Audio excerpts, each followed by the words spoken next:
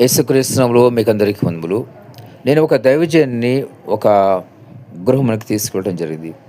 ఆ దైవజనునికి మరి ఆ గృహం యొక్క యజమాని మరి బంధువులు అవ్వటం చేత దైవజనునికి, ఆయనకి మరి అడ్రెస్ తెలియకపోవడం చేత నేను తీసుకెళ్ళడం జరిగింది.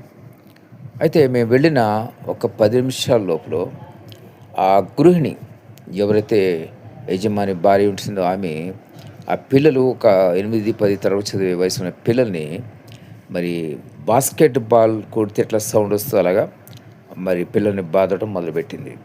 వెంటనే యజమాని లోపలికి పరిగెట్టుకుంటూ వెళ్ళాడు. వెళ్ళి ఏదో సర్ది చెప్పుకొని వచ్చినట్టున్నాడు. ఆ తర్వాత మళ్ళీ ఇంకోసారి వినపడింది.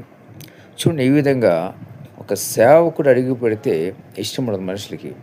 ఆ ప్రతాపం ఏం చేస్తదంటే, వాళ్ళు ఏం చేస్తారంటే ఆ పిల్లల మీద చూపిస్తుంటారు ఆ కోపాన్ని. ఎందుకంటే వెళ్ళటం ఇష్టం లేదు కాబట్టి ఆహ్వానించరు, కానీ తిరస్కరించడం ఇష్టం లేక ఆ కోపాన్నంతా కూడా ఆ పిల్లల మీద చూపించడం జరిగింది.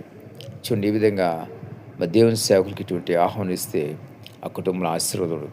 చివరికి ఏం జరిగిందంటే వాళ్ళ ఇద్దరు కూతుర్లో ఒక కూతురు ఆత్మహత్య చేసుకొని చనిపోయింది.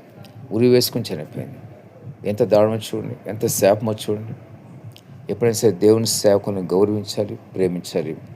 ప్రేమించడం చేత కాకపోతే మరి మరి ఏదో ఒక రీతిలో మీరు తప్పించుకోవాలి తప్ప, నాకు వీలు పడదు, నేను ఉండను, లేకపోతే ఏదో ఒక సాకు చెప్పుకొని అక్కడికి గృహానికి వెళ్ళకముందే మీరు తర్వాత ఇంకో రోజు వస్తే మంచిదని చెప్పి తప్పించుకోవాలి తప్ప, వెళ్ళిన తర్వాత అవమాన పరిస్థితి మాత్రం దేవుడు సహించడు. ప్రతి ఒక్కరు గమనించండి, జ్ఞాపకం చేసుకోండి.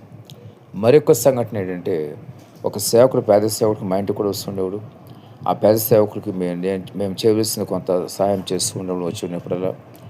అదే పేద సేవకుడు మా పక్కన ఇంటి గృహానికి వెళ్ళినప్పుడు ఆ యొక్క పైనుంచి ఆ యొక్క గృహిణి ఈ పేద సేవకుడు పైకి ఎక్కకుండానే పైనుంచి బకెట్లో మరి చిల్లర డబ్బులు వేసి కిందకి మరి ఇచ్చేదనమాట. చూడండి, ఎంత సేవకునికి ఎంత విలువిస్తున్నారో. అదే మరి పెద్ద పెద్ద హై ఎండ్ కార్లలో తిరిగే వాళ్ళకైతే మరి పూలమాలలేసి మరి ఎంతగానో ఘనంగా సత్కారం చేస్తారు.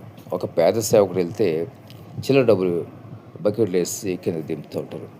అంటే ఏదో భిక్షగాళ్ళలాగా సేవకుడిని చూస్తారు. సేవకుడు హీనంగా ఉండొచ్చు, ఏదైనా కావచ్చు. దేవుని నామంలో వచ్చాడు. ఒకటి సేవకుని పిలుపు లేకపోవచ్చు, ఏమైనా కాకపోవచ్చు. దేవుని నామంలో బతుకుతున్నాడు. అటువంటి వాళ్ళని ఆదరించాలి. ఒక పేదవాడిగా ఆదరించాలి. మరి దేవుని నామంలో వచ్చాడు కాబట్టి ఆదరించాలి. కానీ వాళ్ళని ఏమాత్రం కూడా కించపరచకూడదు, హీనపరచకూడదు. ఆ విధంగా చేయటం వలన వారికి శాపం వస్తుంది. దేవుడి మాట